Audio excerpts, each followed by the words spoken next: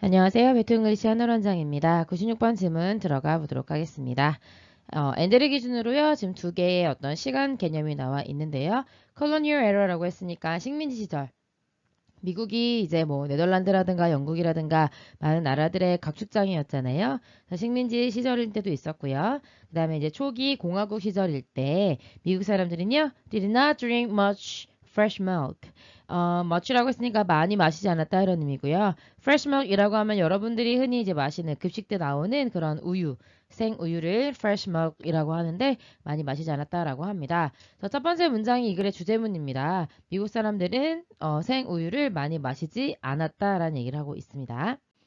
although 하고 이제 아직까지 이제 1번 동그라미 나와 있지 않은데요. 비록 주어가 동사였을지라도 라고 해석을 하면 되겠고요. 그때 당시에 초창기 미국인들의 most 대부분들은요. were 뭐였냐면요.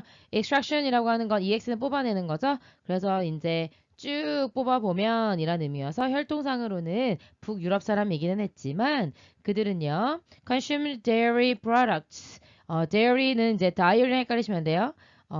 dairy 이렇게 쓰는 거고요. dairy는 낙농의 그 다음에 이제 유제품의 이런 뜻이에요. 그래서 dairy products라고 하면 네, 당연히 이제 유제품의 라는 의미가 될 거고요. 소비했는데 주로 어떤 형태로 소비를 했냐면 their preserved state. 이때 there은 dairy products를 가리키는 표현이어서 preserved, 보존되어져 있는 상태로 많이 소비를 했다. 그러니까 이제 fresh한 상태로 바로 먹을 수 있지 않았고 보존하는 상태로 먹었다는 거죠. 예를 들면 뭐 발효를 했다든가 요거트 형태로 먹었다든가 아니면 뭐 멸균 우유 그때는 그런 공법이 있었는지 모르겠지만 그런 형태로 먹었다는 얘기죠. 자, 그래놓고 1번 동그라미 나와 있는데요. 왜 그런고 하니 우유라고 하는 것은 미국 특히 뉴욕의 그 더운 여름 날씨에는 이상적인 음료수가 되어주지 못했다는 겁니다. 그렇기 때문에 fresh milk 상태로는 소비하지 못했다라는 맥락인 거고요.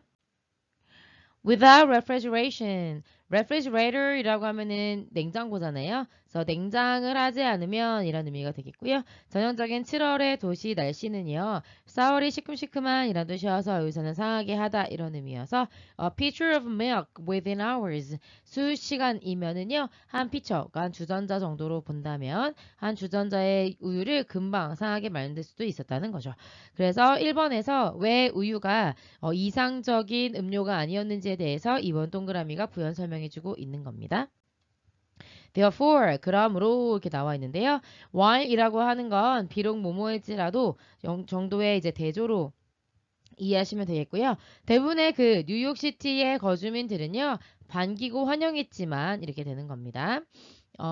차갑거나 아니면 신선한 한 컵의 우유라든가 아니면 a dish of ice cream on a hot day. 더운 날 한 접시 아이스크림 너무나 환영하고 반기기는 했지만 이렇게 되죠. 역시 우유로 만든 제품, 유제품이기 때문에 아이스크림도 나와 있긴 했는데 그러한 음식에 대한 경험은요. rare, 굉장히 드문 것이었습니다. 그리고 때로는요. dead가 죽은 이란 의미니까 아주 매우 이라는 의미의 아주 치명적일 정도로 luxuries, 사치이기도 했다. 이렇게 됩니다.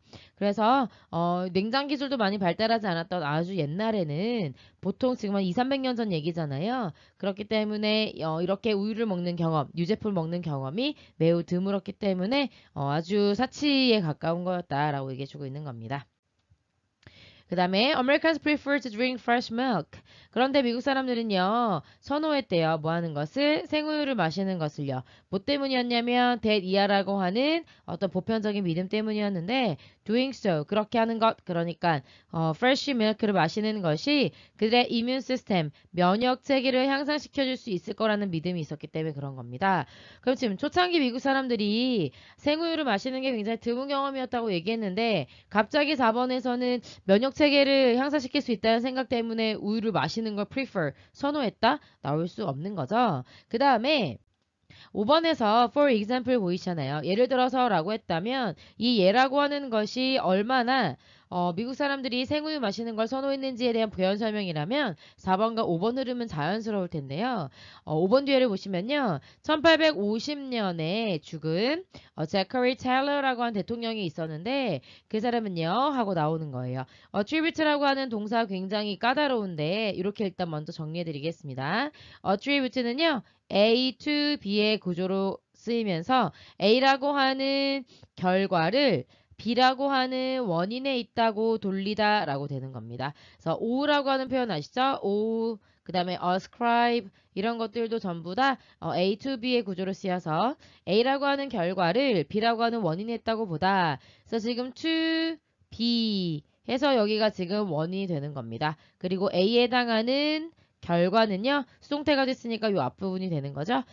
미국의 대통령 제카리 테일러의 1850년의 죽음은요. 어디에 원인이 있다고 본다 이렇게 되는 건데 한 잔의 우유. 근데 그 우유는 마셔진 우유입니다. 뭐한 이유예요? 그 4th of July celebration 7월 4일이라고 하는 건 미국의 독립기념일이죠. 그거를 축하하는 행사가 있었던 거예요. 그때 마셔진 우유 한 잔 때문에 죽음이 있다라고 생각하는 거죠. After 근데 그거는 뭐 한 이유였냐면 he had dedicated the cornerstone of the Washington Monument.